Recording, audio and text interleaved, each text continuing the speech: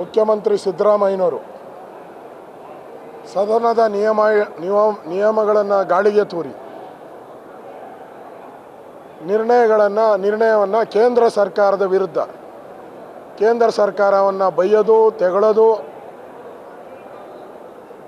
ಕೇಂದ್ರ ಸರ್ಕಾರನ ಟೀಕೆ ಮಾಡುವಂಥ ಒಂದು ನಿರ್ಣಯವನ್ನು ತಂದಿದ್ದಾರೆ. ರೂಲ್ಸ್ ಪ್ರಕಾರ 7 ದಿನ ಮುಂಚೆ ನಮಗೆಲ್ಲರಿಗೂ ಕಾಪಿ ಕೊಡಬೇಕು. ರೂಲ್ಸಲ್ಲಿ ಕ್ಲಿಯರ್ ಆಗಿದೆ. 7 ದಿನಕ್ಕೆ ಮುಂಚೆ ನಮಗೆ ನೋಟಿಸ್ ಕೊಡಬೇಕು. ಅವ್ರು ಏನು ಮಾತಾಡ್ತಾರೆ ಅನ್ನೋದನ್ನ ನಮ್ಗೆ ಮೊದಲೇ 7 ದಿನಕ್ಕೆ ಮುಂಚೆ ಕೊಡಬೇಕು ಅನ್ನೋದು ರೂಲ್ ಬುಕ್ಕಲ್ಲಿದೆ. ಆದರೆ ಇವತ್ತು ಮುಖ್ಯಮಂತ್ರಿ ಆದಂಥವರು ಏಕಾಏಕಿ ದೌರ್ಜನ್ಯ ಮಾಡಿ ಇವತ್ತು ಕೇಂದ್ರ ಸರ್ಕಾರವನ್ನು ಕೆಟ್ಟ ರೀತಿಯಾಗಿ ಬೈಯುವಂಥ ಪ್ರಯತ್ನವನ್ನು ಮಾಡಿದ್ದಾರೆ. ಮತ್ತು ಸದನದ ನಿರ್ಣಯ ಅಂತ ಹೇಳಿದ್ದಾರೆ. ಸದನ ಅಂದರೆ ನಾವು ಸೇರ್ಕೊತೀವಿ. ಅವ್ರಿಗೆ ಯೋಗ್ಯತೆ ಇದ್ದರೆ ಅದು ಸರ್ಕಾರದ ನಿರ್ಣಯ ಅಂತ ಮಾಡಲಿ, ಕಾಂಗ್ರೆಸ್ ನಿರ್ಣಯ ಅಂತ ಮಾಡಲಿ, ರಾಹುಲ್ ಗಾಂಧಿ ನಿರ್ಣಯ ಅಂತ ಮಾಡಲಿ, ಪ್ರಿಯಾಂಕಾ ವಾಡ್ರಾನ ಮಾಡ್ಕೊಂಡ್ಲಿ. ಇಲ್ಲಿ ಬಂದು ಅಧಿವೇಶನದಲ್ಲಿ ಈ ನಿಯಮ ಬಾಹಿರವಾಗಿ ಕೇಂದ್ರ ಸರ್ಕಾರದ ಟೀಕೆ ಮಾಡುವಂಥದ್ದು ಎಷ್ಟು ಸರಿ? ಹಿಂದೆ ಕಾಂಗ್ರೆಸ್ಸಿನ ಮುಖ್ಯಮಂತ್ರಿ SM ಕೃಷ್ಣ ಇದ್ದರು. ಅವರು ಈ ರಾಜ್ಯಕ್ಕೆ ಏರ್ಪೋರ್ಟ್ ತಂದರು, ಬೆಂಗಳೂರಿಗೆ ಮೆಟ್ರೋ ತಂದರು, ಕಾವೇರಿ ನೀರನ್ನು ಬೆಂಗಳೂರಿಗೆ ತರುವಂಥದ್ದಕ್ಕೆ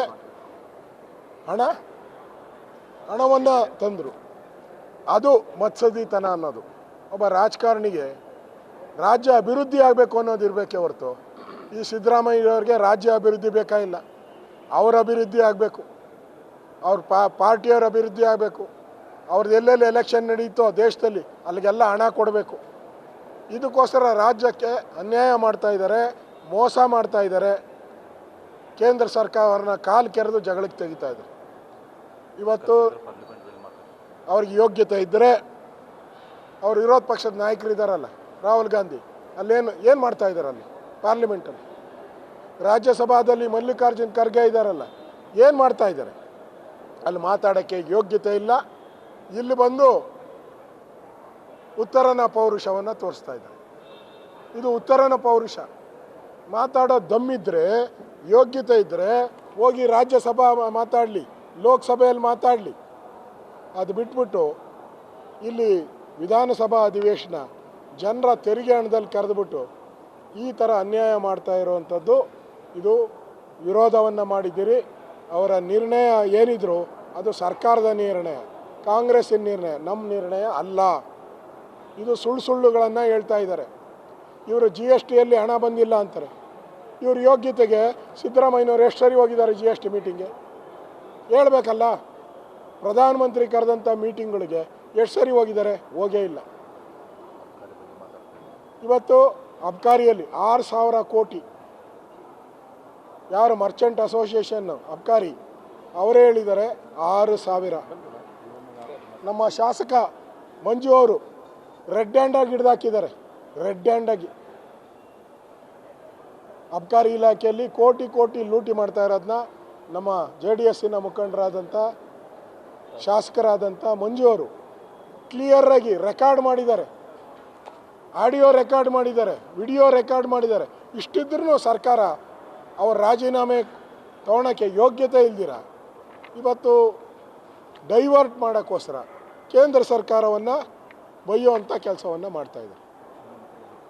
ಇವತ್ತು ಮುಖ್ಯಮಂತ್ರಿ ಸಿದ್ದರಾಮಯ್ಯನವ್ರಿಗೆ ಅವ್ರು ಮುಖ್ಯಮಂತ್ರಿ ಆಗೋದು ಕಂಟಿನ್ಯೂ ಆಗೋದು ಬೇಕೇ ಹೊರತು ರಾಜ್ಯದ ಹಿತ ಬೇಕಾಗಿಲ್ಲ. ಅವ್ರಿಗೆ ಸೋನಿಯಾ ಗಾಂಧಿ, ರಾಹುಲ್ ಗಾಂಧಿಯನ್ನು ಖುಷಿ ಮಾಡಿದ್ರೆ ಇನ್ನೊಂದು 6 ತಿಂಗಳು, ಇನ್ನೊಂದು ವರ್ಷ ನಾವು ಇರ್ಬೋದು. ಅದಕ್ಕೋಸ್ಕರ ನರೇಂದ್ರ ಮೋದಿಯವ್ರನ್ನ ಬೈದೆ, ಕೇಂದ್ರ ಸರ್ಕಾರನ ಬೈದೆ ಅಂತೇಳಿ ಮಾಡ್ಗಣಕ್ಕೆ ಮಾಡ್ತಾ ಇರುವಂಥ ನಿಲುವಳಿ ಸೂಚನೆ ಇದು. ಇದನ್ನು ನಾವು ಖಂಡಿಸ್ತೀರಿ. ಇದು ಪ್ರಜಾ ವಿರೋಧಿ. ಸದನಕ್ಕೆ ಈ ಸರ್ಕಾರ ಮುಖ್ಯಮಂತ್ರಿ ಅಗೌರವ ತಂದಿದ್ದಾರೆ. ರೂಲ್ಸ್ ಬುಕ್ಕಲ್ಲಿ ಇಲ್ಲದೆ ಇರತಕ್ಕಂಥ ಮಾಡಿದ್ದಾರೆ. ನಾವು ಈಗಾಗಲೇ ಅಬ್ಕಾರಿ ಸಚಿವರು ಲೂಟಿ ಹೊಡೆದಿರುವಂಥ 6,000 ಕೋಟಿಯನ್ನು ವಸೂಲಿ ಮಾಡಬೇಕು ಅವ್ರ ಕಡೆಯಿಂದ. ಅವರ ರಾಜೀನಾಮೆಯನ್ನು ಪಡಿಬೇಕು. ಹಿಂದೆ ಈಶ್ವರಪ್ಪನವ್ರದ್ದಾದಾಗ ರಾಜೀನಾಮೆ ತೊಗೊಂಡ್ರಿ. ಶಂಕರ್ ಆದಾಗ ರಾಜೀನಾಮೆ ತಗೊಂಡ್ರಿ,